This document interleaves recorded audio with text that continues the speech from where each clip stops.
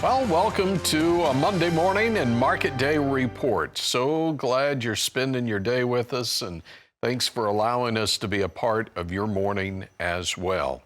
Speaking of the morning, the markets are open now. Let's jump into the corn market, and we're unchanged on the front month March at 446 and a quarter. Mixed trade already this morning as it's early on.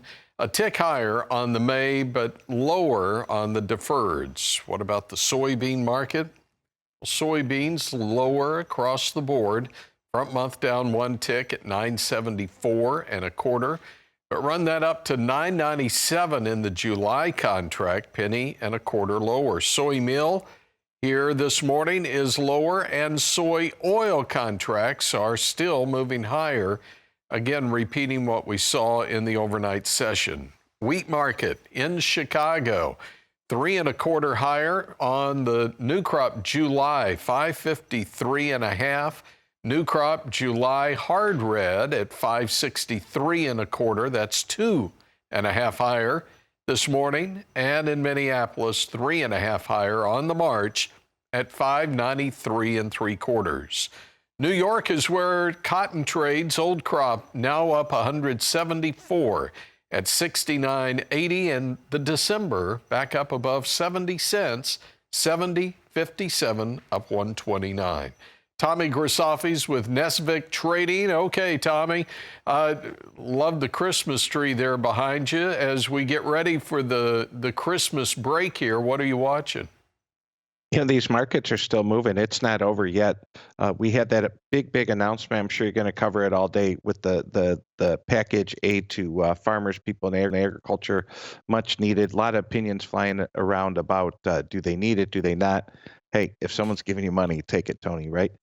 They forgot to include commodity brokers, and agricultural journalists were not in the bill. Let Tammy know that she needs to continue to bake cookies and other side gigs here, because there's only so much to go around for everyone. What's that mean to corn, beans, wheat, commodities? It's interesting because by the government giving folks money, to me, that's a confirmation that tough times are here and tough times are going to continue. It also could distort several things. It's going to distort cash rents. There's a lot of farmers I work with who are extremely successful. And if there's a piece of ground they want to buy or rent, that extra money will give them the bidding power to do that. So it's not like they give you the money and it's only to pay down debt. It's to do whatever you want with. So with that, I think it's very negative, the markets. I think as we digest this information, you'll start to see corn and beans possibly trade down. We've had good exports the last few days. Love that cotton number. I'm not sure if there's news in cotton or anything else.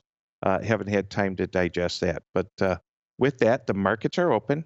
Will be open today and maybe abbreviated day tomorrow. I think we close at noon. Let me check on that on break.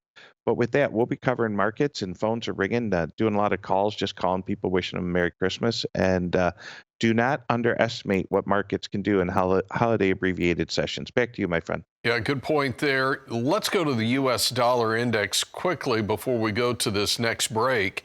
And the dollar index is moving higher on the March contract. It's important because we're approaching a new two-year high on this, looking at 108.40. That's the number we'll keep in mind for the dollar index. All right, Tommy, hang on. We'll come back and we'll talk cattle and hogs. Market Day Report continues after this. Well, the fact that the government is still open means we get 3 reports from USDA this afternoon, 3 o'clock Eastern, 2 o'clock Central. We'll get a cold storage report, we'll get a hogs and pigs report, and we'll also get a poultry slaughter report. All of that coming up this afternoon. All right, let's go to live cattle. In Chicago, 2 pennies higher on the D's at 191.35, 188.15 on the February. That fell 25 cents. And the August contract remains unchanged. What about feeders? Feeders have been up 15% year to date. January, 255.97. It's up 37 and 25 cents higher on the May at 257.05. And finally, over to the hogs. Hogs, pretty good run this year as well, up 26.4% coming into the session this morning. February now at 84.67, down $1.25, but we're holding the 101s in June and July. Let's bring back in Tommy Grisafi, Nesvick Trading. All right, when you're watching the livestock markets, what catches your eye?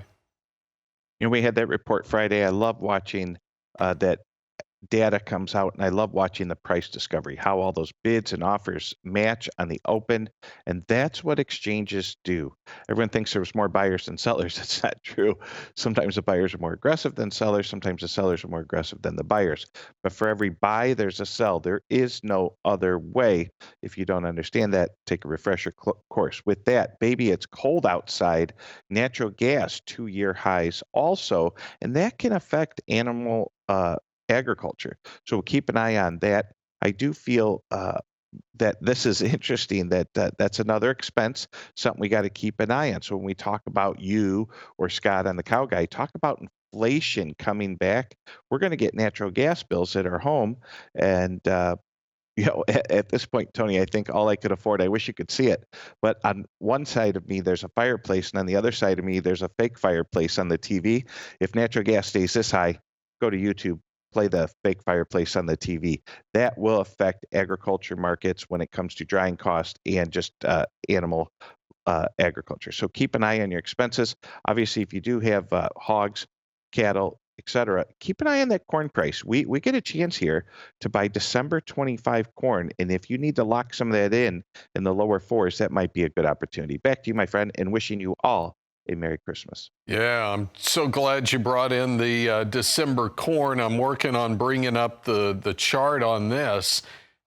December 2025, so next year's new crop. So gives you a really good idea of what we've been watching over the past 6 months, and that what will be the new crop for next year. And already those decisions being made. And will it be corn or will it be soybeans?